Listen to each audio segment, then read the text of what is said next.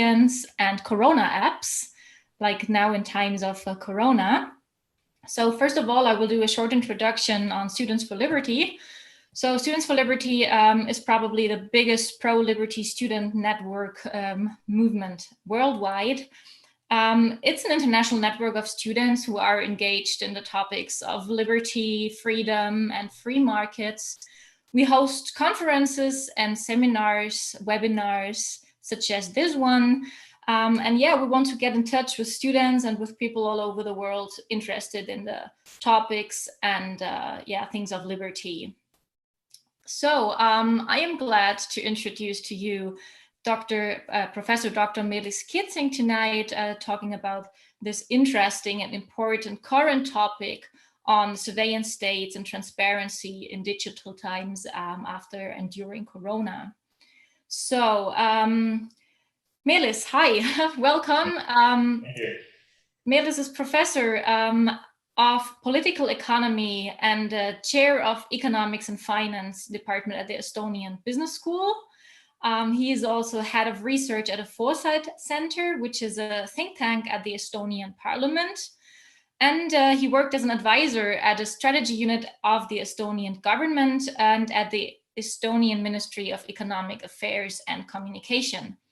So Meelis' current research interests focus on political economy of digital platform ecosystems. And this is why we have him today with us talking about this topic. So thank you, Meelis, for joining us today and yeah, to discuss with us this interesting topic. Every one of us might have read it in the newspaper in the last weeks. It's about the Corona apps that we call it here in Germany, and all those technologies that states and governments want to use now in order to, yeah, get into control the spread of the coronavirus, to get people aware whether they were in contact with people who got the virus in order to be like more safe and more secure, well, in order not to spread the virus. However, in the recent days, there was quite a lot of debates all over the world about how those Corona apps might be used, which will be like the companies developing these apps, and in the end, how governments are able to use them, and defining the topics, so to say. And you are also engaged with this topic. And actually, I want to start with a very broad question about how do you see the current situation? Like, which approaches do you see or know from countries all over the world that are using these apps or are developing these apps, such as China, Estonia, and Germany? Thank you, Madeline. Thanks so much. Thanks for inviting me. It's a pleasure to be here. Very briefly, well, I guess a lot of those apps, they're there. There are a lot of developments in this field. I would say that they're actually very diverse. It really varies by sort of country quite a lot. Some countries do it together with larger platforms that my interests are about, and I will talk a little bit later, large global platforms such as Google and so on. Some do it more on their own. Some of those apps are more intrusive. Obviously, I mean, China is case in point because they can get the quite sort of detailed data about individuals in order to avoid a situation where someone with COVID-19 sort of gets in contact with others. Some of them are not so intrusive at all. They're basically voluntary. They also have very different levels of transparency. So there are a lot of sort of criteria how we can evaluate. And actually, I would say MIT Technology Review has done a good job. They just recently published a database where they compare different apps used by different countries and they sort of compare it across different criteria. And this is sort of worth taking a look at. I mean, Germany does not come across as having the best system. Actually, I think the Austrian app was ranked quite highly. It got like good scores across all categories, all 5 categories they use. Also, Singapore's app got good scores. I think Iceland got good scores. Germany was sort of not so good, but also not so bad. We in Estonia, we got actually worse score from this MIT comparison. And I think it is essentially about certain trade-offs. I mean, you have this emergency situation, and then the question is to what extent you should kind of collect and use data to avoid those emergencies. And obviously, it's not just about what we have today, but it's also about the long term. I mean, in the sense that will the governments use those apps for some other purposes other than Corona? This is a big question. And are they willing to give them up once the crisis is over, once the emergency is over? Are they going to back where we were before, or is it something that they're going to keep? So this is an open-ended question. And obviously what they're also going to do with the data that they collect. I mean, this is also something that MIT Technology Review ranks in this database. What happens to the data? Is it clear that is it kept, or is it something that will be destroyed? And obviously there are lots of questions that how sure we can be that whether it will be destroyed or not. Yeah, this is exactly the topic right now in Germany. And at the one hand, there is security, of course, and to be safe. And we should use those apps in order to be safe, not to spread the virus and to save lives in the end.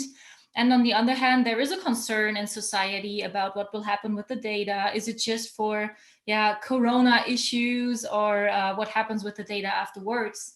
And what we can see globally is that nation states treat quite differently with their approaches. So we see China, for example, using their apps as well for other purposes. You might heard about it. And then there are countries such like Germany, who try to launch this app right now. And there's a lot of confidence among population, actually, that politicians and the government will use these apps like in a conscious manner. So you said you brought some slides about the topic or for the topic. So maybe you can share your screen. And you brought a study of MIT, you said before.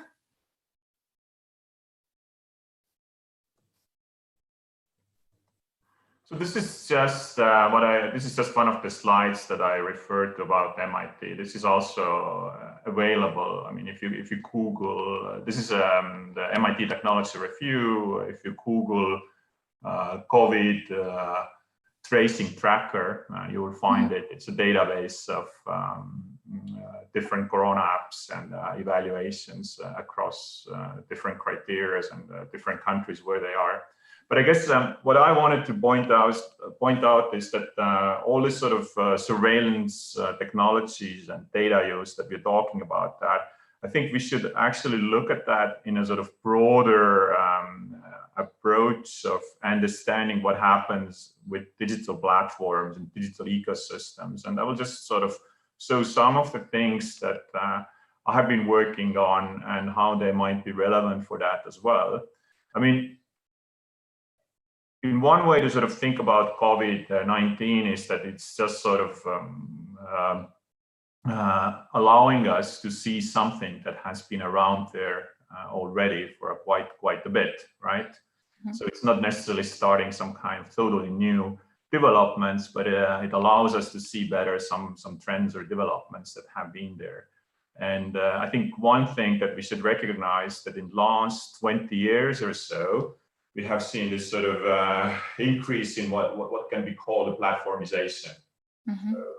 So, when I started to study internet digital technologies, then in the 1990s, the whole kind of talk was about so-called decentralized stupid network.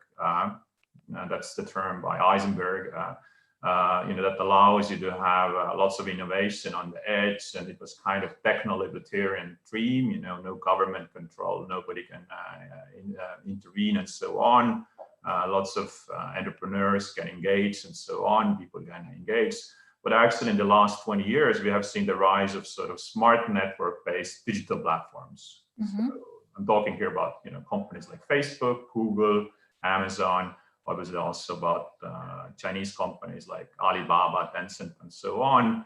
And they have sort of created sort of global gated communities, and they're quite sort of centralized business models rather than being sort of decentralized models. So you have seen this sort of tendency towards monopolization or or oligopolization, a few companies sort of competing. And data that we're sort of talking about today is actually sort of very essential ingredient, right? I don't want to get stuck in those metaphors, but if you Google a little bit, you will find a lot of different interesting studies, saying that data is the new oil, but what I said, no, it's not a new oil, it's a new soil. And there are people saying that, well, it's a new gold, it's a new silk, up to you to choose which one you prefer. And but the point is that it's really important. I mean, the data, in one hand, we may be very much concerned about data, privacy and other risks. But on the other hand, data is something that makes those business models work. It makes them, it makes possible to offer all kind of cool services.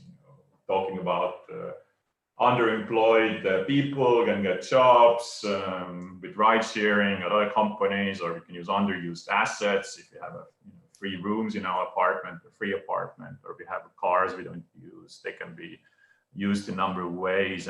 But obviously all these sort of risks that we're now talking about, and since this is the concern, and I know that in Germany the concern is particularly big about the misuse of data. All kind of risks come with that as well, and obviously those platforms, they have a huge consequences. If there is, in the US, there's a lot of talk about Amazon effect. If Amazon makes an announcement that they will enter into new markets or new sectors, it affects lots of businesses severely. They can go bust. Or we have known, we also know from the last US elections and from a number of other places that the sort of misuse of Facebook data or exploitation of Facebook data and can also sort of create problems for democratic politics and can actually help to create more polarization. You have this sort of digital echo chambers where people go and just talk about things that they think are right. Meanwhile, they are not able to connect with other people from different viewpoints and so on. And so my interest actually has been to sort of also think a little bit about what the responses by different governments are and what might be the future in that sense. And we'll talk a little bit about future later, but just a little bit what I'm talking here about. What is this digital platform? It's sort of ecosystem basically, where you can develop lots of complementary services and products. A lot of firms and others can be part of these ecosystems. And from the sort of economics point of view, what is really important to understand that you have tremendous network effects. So it makes sense to be on the same platform. If you're all on different platforms, you cannot exploit those networks. The network effects is not as well because they're not compatible often and so on. Often you also have platforms on platforms. You can build platforms on platforms. So Amazon is not just business to consumer solution, but it also offers lots of opportunities for businesses. You can build an entire platform on Amazon if you want to, and it has a spatial implications. What I mean by that is that just look at this map of YouTube that everybody, a lot of people use, and this is from the work by Annabelle and Kenny. I'm using here as illustration, and here I'm not even talking about Google owners or people in Silicon Valley who own a lot of those platforms, or in China and so on. I'm talking about people who create content, right? People who generate lots of data. They upload videos to the YouTube, so-called YouTubers, right? So everybody can be a YouTuber, but the issue is that if you look at the most popular YouTubers, they are primarily in the US, in the East Coast or West Coast. There are a few in Europe and some other places, almost no one in Africa, obviously no one in China because YouTube is not allowed in China, it's part of Google. While Zoom is actually allowed in China. Google didn't buy it. We're talking here on Zoom. If Google would have purchased Zoom, I don't know if would it be allowed in China or not, but YouTube is not. And what is interesting about that is that most popular content generation on YouTube that gets most clicks and people are able to monetize it, they are sort of very concentrated in specific areas. But if you look at the people who help them to monetize, the viewers, then like 80% of them are from outside of the United States. So I think this is sort of important to keep in mind. And while we watch YouTube, we click on YouTube, we're all generating data, and we're helping people to monetize this data. And some of those people listed here are actually, most of them, they can actually make very nice living by posting videos and through advertising revenues and so on YouTube, right? And this is so because you have two different ecosystems here that really matter. That's why I use this term ecosystem. It's illustration that really matter and how data can be used. You have technological ecosystem, which is Silicon Valley. And then you have Los Angeles ecosystem, where you have all these brands, content creators, marketing, and so on. So you have this sort of like a hard side, technology side, and soft side, which is sort of LA's ecosystem. So if someone would be a successful YouTuber in Germany, and if they really would want to grow their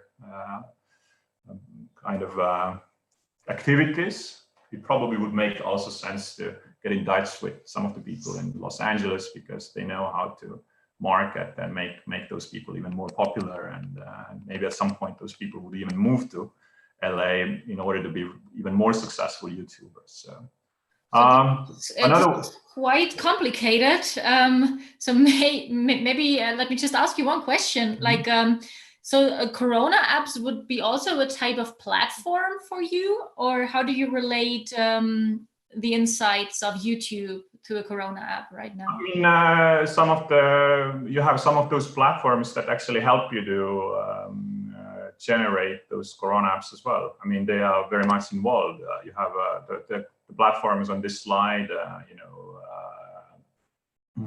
You have Alphabet, which is a parent company of Google, is an example of that, which is involved in generating different solutions. Some governments want to collaborate with them, others want to do it on their own.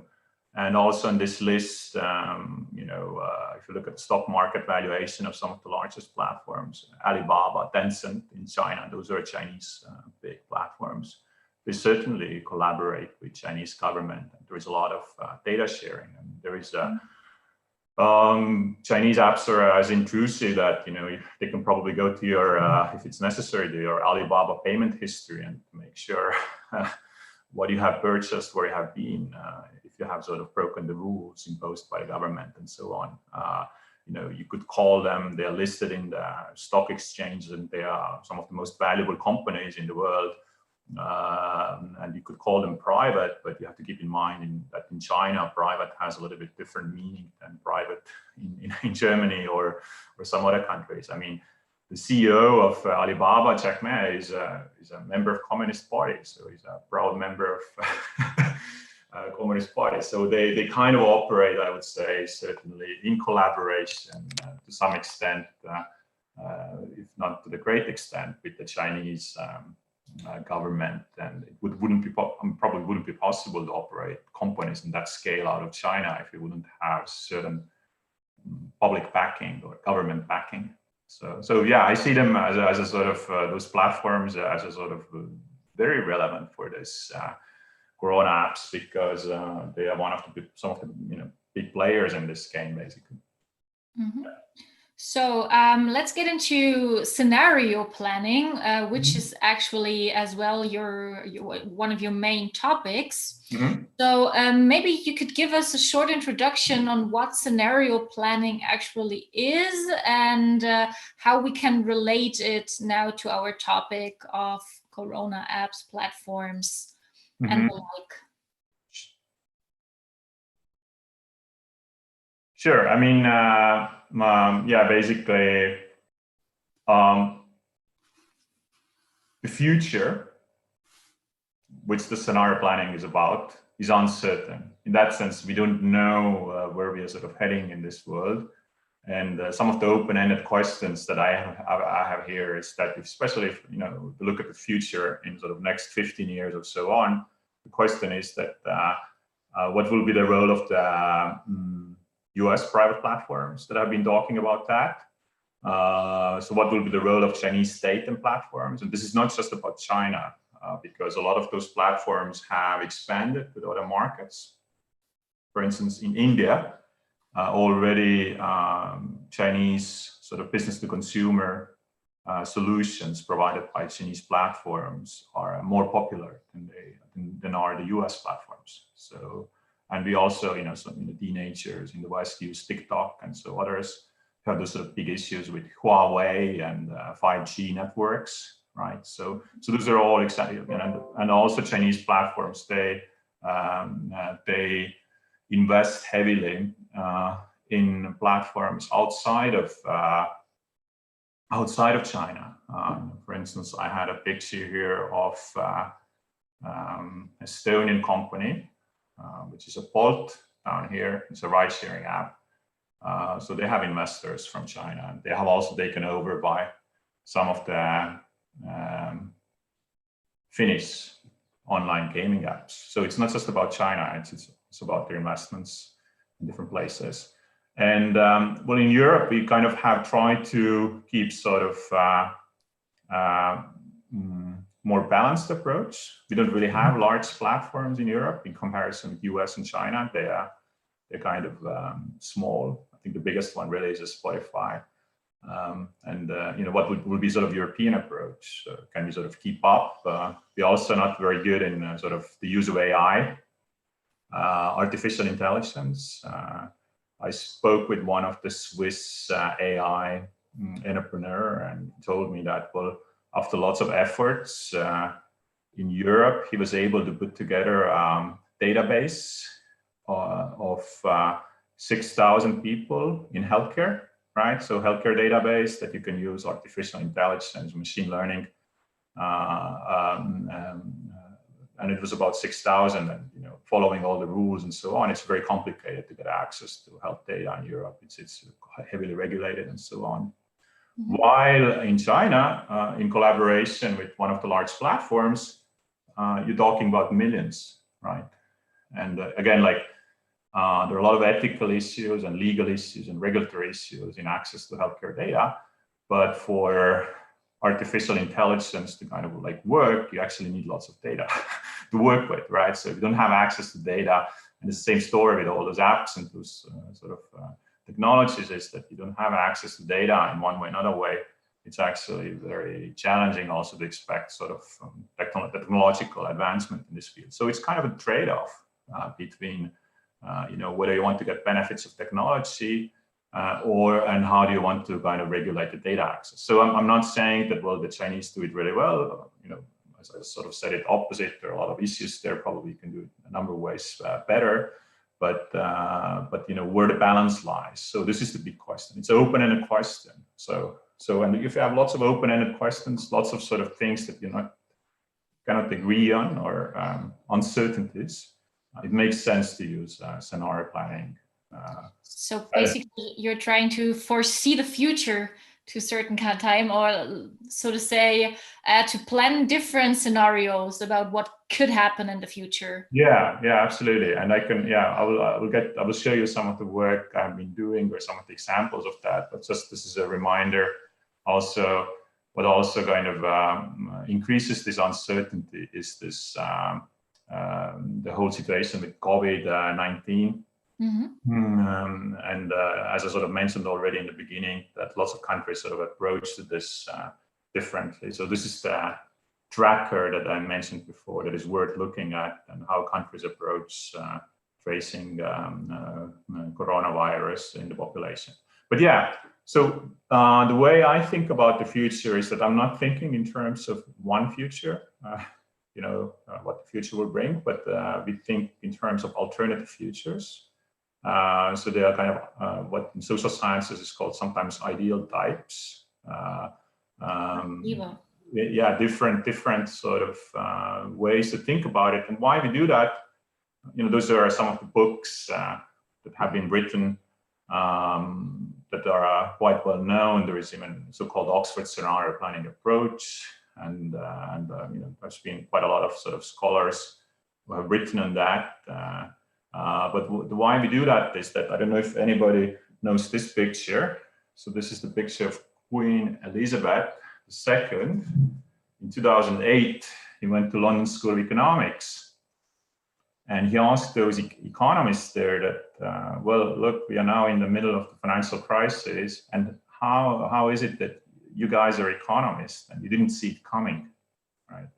Mm-hmm. So why your forecasts were wrong, or why your understanding on what may happen in the economy is wrong. And I think we can kind of relate to that now in the COVID-19 as well, because very few people actually, sort of saw it coming, right? So it was not part of the forecast or vision that most people had about the world. And those economists, they talked about the Queen's question, and they actually wrote the letter to the Queen and saying that, look, we're really, the letter is really much longer, but I'm just sort of summing the key point here. They said that, we're very sorry, and it was the problem of failure of the collective imagination, right? We couldn't imagine alternative worlds. We looked at the history, we looked at the historical data, and we took it as given, and we thought that, well, these trends will also continue in the future. But actually, future was quite different. So, and well, it's also a little bit normative exercise in a way, is that well, this is sort of a very much Silicon Valley saying, is that I think scenarios also using imagination, thinking about the worlds in a different way, also sort of helps you to invent new things, right?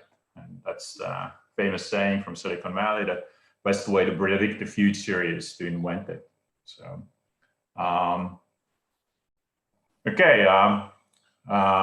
So those are some of the examples, pictures, why one might want to use scenario planning. I mean, usually when we think about the future, we tend to get stuck in our own thinking and limitations. And we don't imagine enough sort of alternative options. And one of the metaphors that is used quite a lot is so-called black swan. Mm-hmm. So there are even books written on that, and the idea is very simple, that Europeans thought for a long time that most swans must be white. So if we would say a swan to the European, then hundreds of years ago, before they discovered Australia, they would think that, well, it should be white, basically. But actually, once they discovered Australia, they saw that, well, you also have black swans, right? So it was not part of their thinking. It was not what we would call their mental model or idea of swan. And I could play a similar game with pandas, so cute animals, the one in the middle. If I would ask people what color is panda, most people would probably say that, well, pandas are black and white, right? And that's correct. But we also have red pandas. So that's the animal on the right on your screen. So usually it's not part of our mental model. We don't even imagine often. Most people don't know or don't even imagine that there is a such thing as a red panda, but actually it does exist, right? So same story basically. So there is this sort of uncertainty, unknown unknowns. It's not known unknowns, but unknown unknowns. So we don't know what the future might bring, and also this complexity. And that usually means that we should give up like one vision and one forecast type of thinking and really think about radically different alternative worlds. And this is something that I have sort of been trying to do. So this is why I would use scenarios. And we have created some scenarios where digital platforms might develop next 15 years or so. So if you want to, unless anybody has any questions about scenario planning as such as approach, I could also talk a little bit about some of the alternative scenarios we have and foresight organizations around the world have about specifically about digital platforms, where they might go in the next 5-15 years? What kind of developments we might see? Okay, I would put the question and answers at the end of the session, actually, because I would actually like to link now the scenario planning with the Corona app development right now. So what do you think? Like, it's a quite recent topic right now, and there's probably not much studies done on that. But what do you think? What we can expect during and after Corona times and state surveillance? How will those platforms or apps affect our lives? Are there different scenarios, and if yes, which ones are there? Yeah, absolutely. I mean, I can talk a little bit scenarios, and obviously this sort of Corona apps, as you sort of specifically asked about them, they are part of it because, as I sort of mentioned, very much of those apps are connected to the digital platforms. So, I mean, all the sort of technological issues, they're subject to debate. I mean, there is a sort of the illustration here of the ongoing technology debate in social sciences. I mean, some people may be very optimistic about the ability of technology to develop and to help, but it doesn't necessarily mean that you will be also optimistic about its social consequences.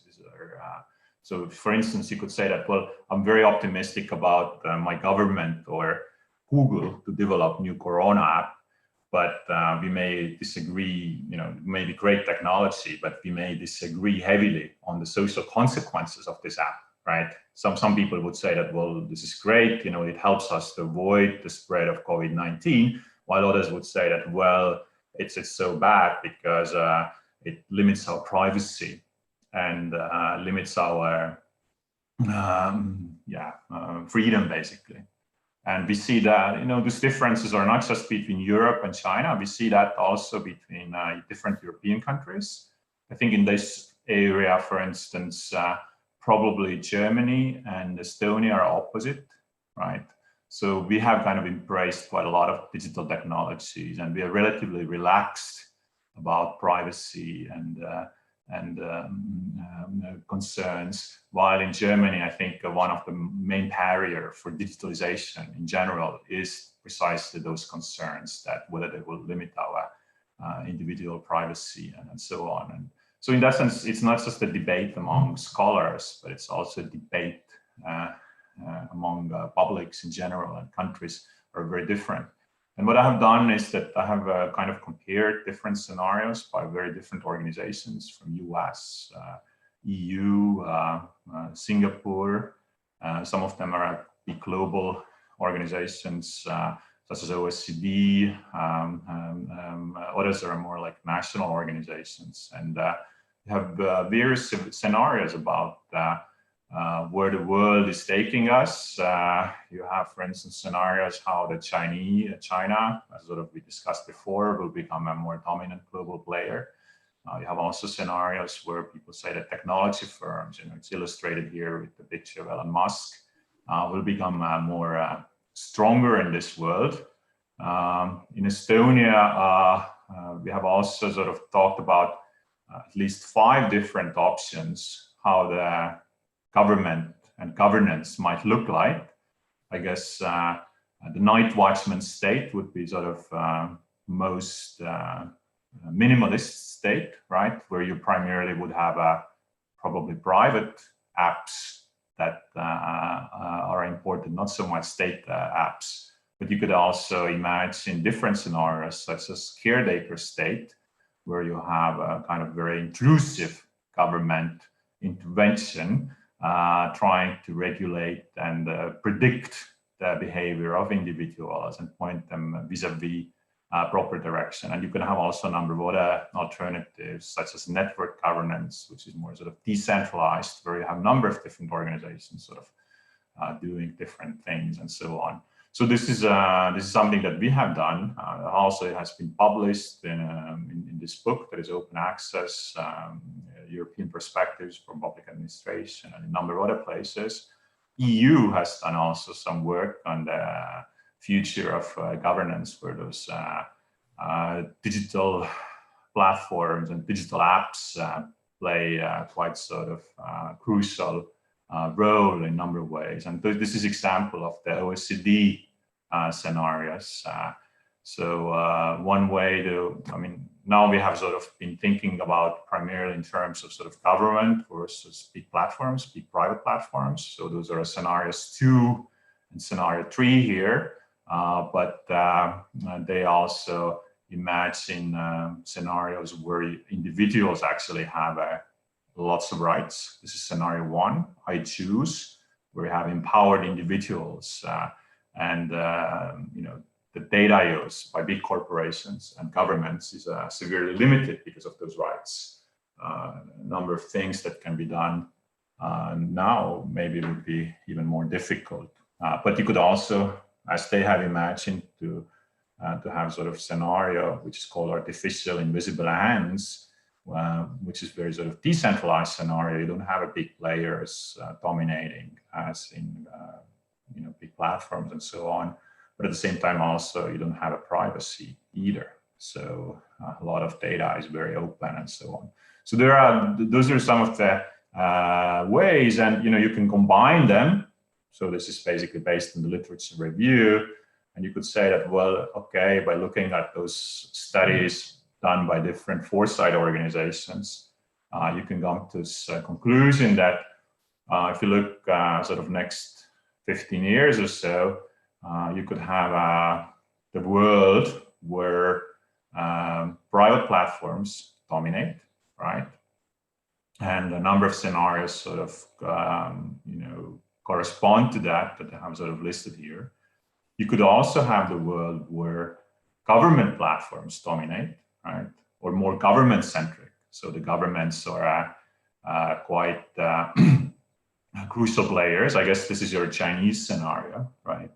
So you could call them public-private partnerships, if you will, but you could have one big government dominated. Or you could maybe move back to what I sort of started off with by talking about how 1990s and the view of the internet and sort of its promise was quite different. I mean, people sort of celebrated its sort of decentralized nature and so on. You had lots of sort of techno-libertarians who thought that, well, this is what the internet is all about. So maybe it moves back to the sort of decentralized system. And there are a number of scenarios, as you can sort of see here, from those organizations that correspond to that as well. And obviously those scenarios have different implications. I mean, if you have a private platform ecosystems in the future, so this would imply that in one hand, it probably will be very efficient, you know, the Google, Facebook, and so on. They're probably very, very good at maybe taking advantage of data and offering some kind of, so to say, free services in return. As we sort of know, there is never a free lunch, but maybe it's worth. However, it would be sort of the world of private rulemaking, global gated communities, and you would have sort of privatized sort of personal data, you know, basically as we do now, that you sort of give up some of your data, some of your privacy in return of I don't know, ability to use some of those services and benefit from the global network effects, you know, as we are at the moment on the Zoom, right? Which also, by the way, has a number of privacy issues. I mean, lots of organizations don't allow their employees to use Zoom and so on, and it's a big global platform. It even works in China, so it works very well in China. I just used it to participate in a conference in China last week to speak to the conference there. And the alternative is that you're moving towards sort of more government platform ecosystems, government-centric platform ecosystems. And the problem here is that if some governments or groups of governments as EU sort of start regulating very heavily some of those platforms, that would probably lead to the backlash, right?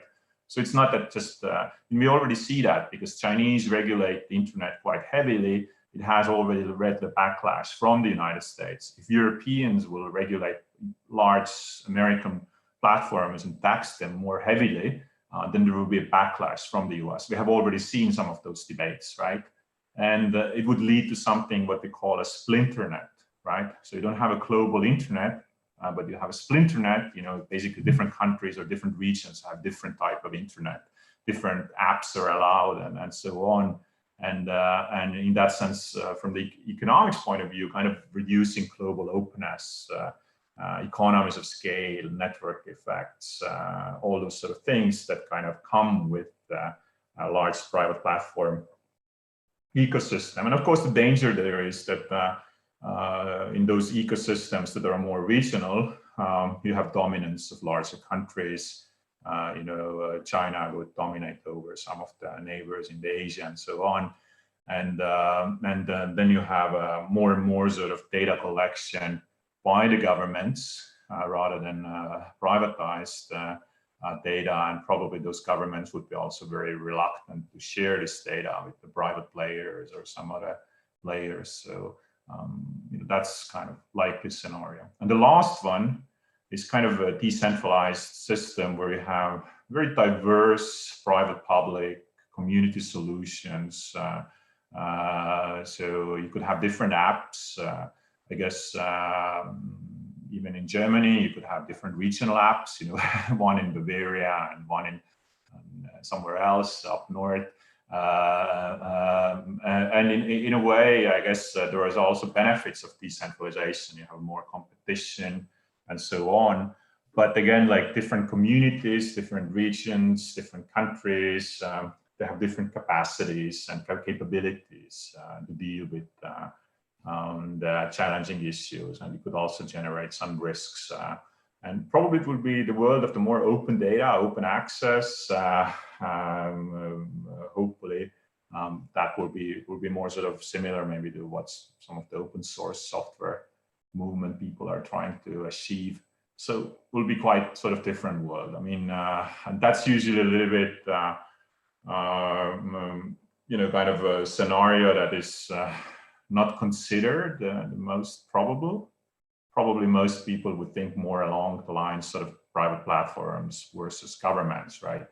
And if you would ask me, then some of the debates we have had over the weeks on Zoom on those different views, what I have seen is that, some scholars quite heavily think that this COVID-19 crisis actually enforces private platform ecosystem development. Those platforms become even more stronger, right? Mm-hmm. So because a lot of those big companies, they have lots of money, they have lots of cash, while in some other places like in China, they think it actually forces those private platforms to collaborate with government even more. So you have this sort of public-private kind of type of system. So probably in different places of the world, we would see different emphasis on that. This is what I also sort of mentioned about COVID-19 apps, Corona apps, basically that different countries approach it quite differently. Some collaborate more with private platforms while others don't. All right.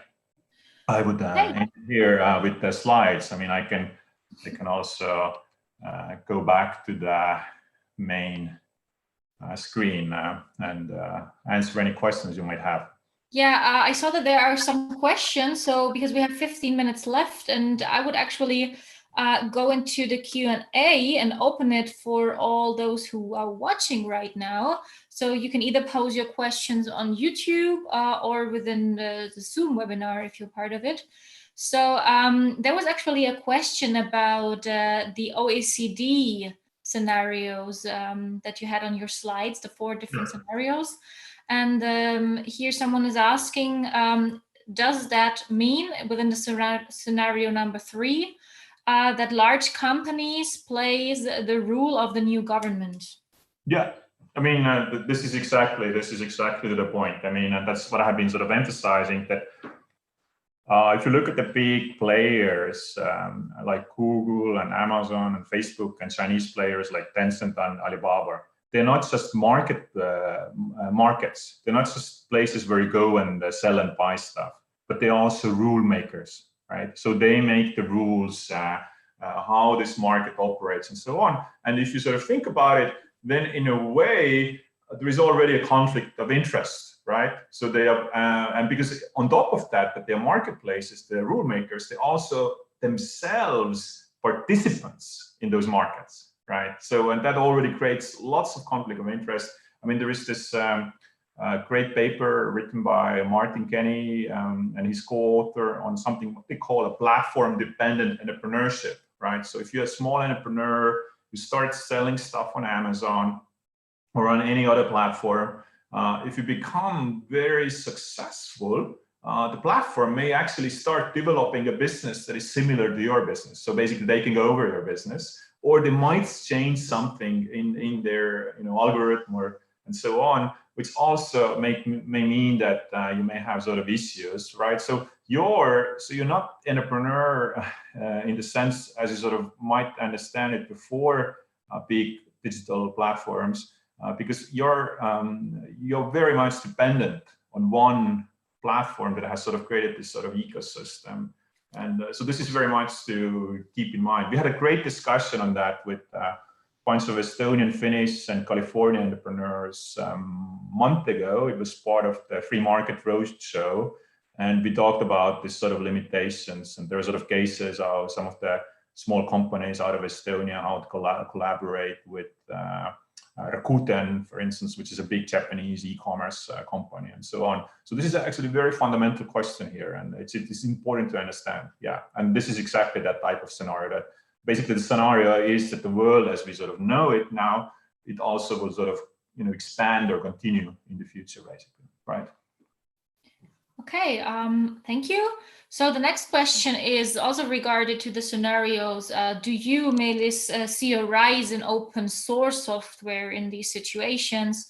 Mm-hmm. And will the European Union move towards a public money, public code platform? Excellent, great question. I'm actually a big fan of open source software, not just because of software, but particularly sort of governance. Well, I also like the software, but governance models they have. And this is something that I studied extensively, something like 12, 11, 10 years ago at University of Massachusetts Amherst. And our research team even published a book, a number of articles on those issues. And yeah, I would like to see this type of world where we rely more on sort of open source software. This is scenario, what I sort of describe as sort of network scenario or sort of decentralized scenario.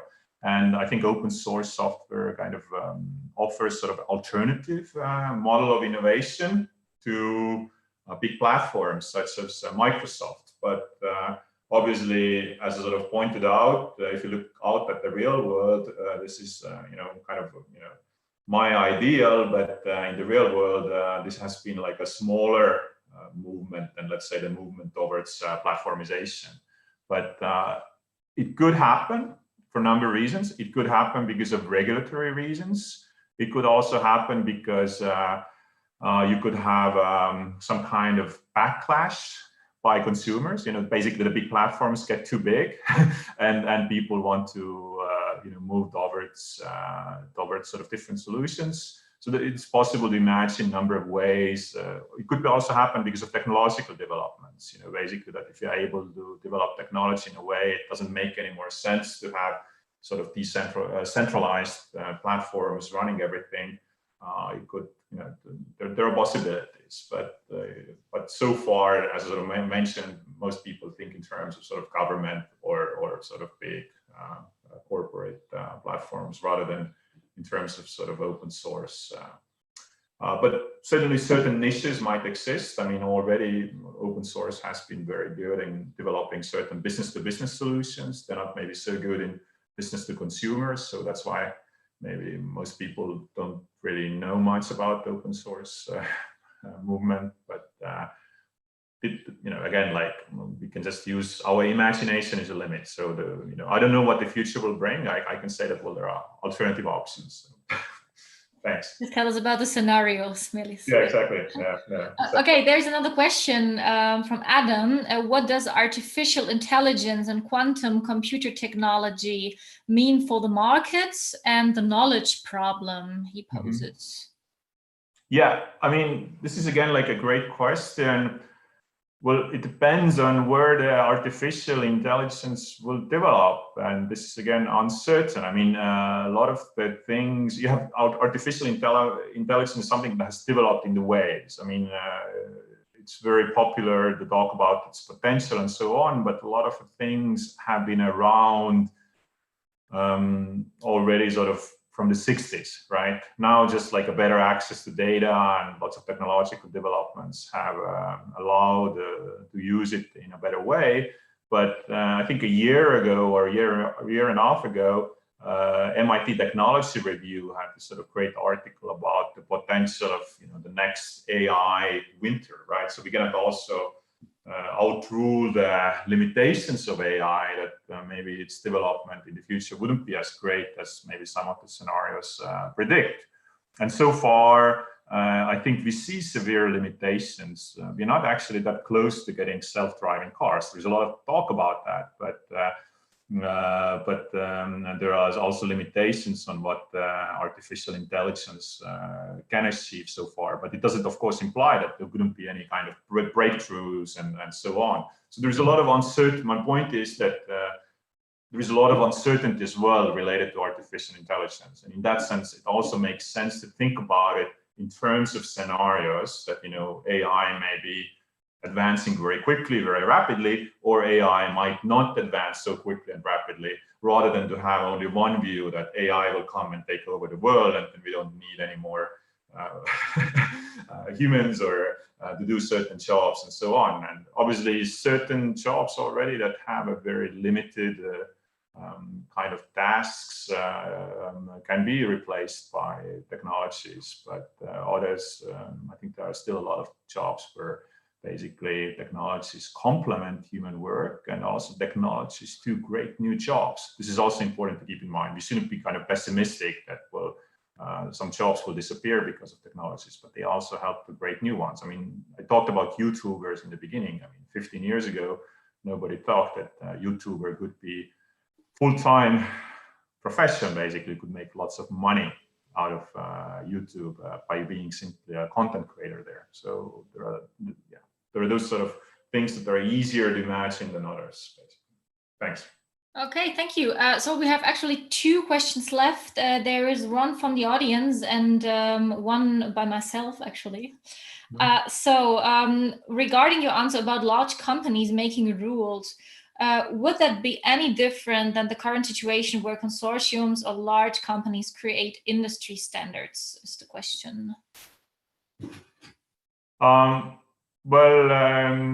I think it, well, one hand, it would probably help if we would have sort of common standards, and they would be created by more players than one would only impose its standards.